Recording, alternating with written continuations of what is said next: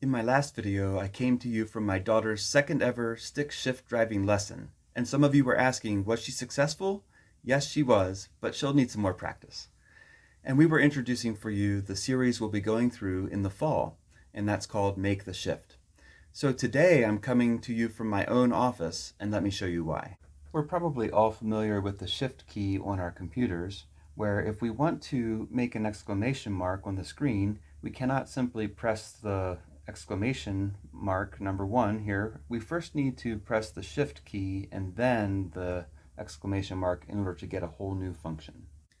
I think this is a great metaphor for what it's like in our spiritual lives, where we might get hung up on a particular sin, or we just can't make the progress we'd like to make. We'd like to be different, but we don't want to change. And so with that keyboard, we keep hitting the number 1 button where we'd like a different result. What we need is the action of God to press the shift key, and then we can get a different result. So in today's video, I just want to share a few things about what it means to make a change, or how we will cooperate with God in making a shift. The first is that we don't want to come to God making a bunch of promises, saying that this time I'm going to make it right, God. Instead, it's better to come to God with a broken spirit and a kind of bankruptcy that He can then work with. The second thing I want to say is there are 7 different shifts in this series, and so it would be somewhat unrealistic to try to focus on all 7 shifts at the same time. These 7 shifts come from a book called Soul Shift. And so, for example, one shift would be from a me orientation to a you orientation. And that's what Christ calls us to do. So rather than focusing on all 7 shifts at one time, we encourage you to ask God, what maybe 1 or 2 shifts do you most want to do in me? And then trust God to reveal those to you. And as He reveals them, repent of the way you've been focused and receive His grace. And then by His power, seek to live that out in cooperation with His Spirit. So the third thing I want to describe for you is how the authors from the book describe what a shift is.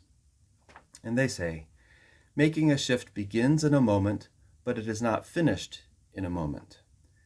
It is reflected in an action, but it is deeper than that action. Sometimes the shift is evident to all, and sometimes it's evident to only God and you. A shift is deeper and even more permanent than a habit. It has repercussions that take time to work out. It is a turn away from our culture toward the culture of Christ. It affects the way you act, but it is more about the way you are being rewired.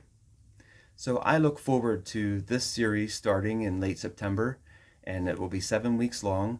There will be 7 sermons. Adam will be preaching 4 of them. I'll preach 1. Melita will preach 1, and Dave will preach one of them.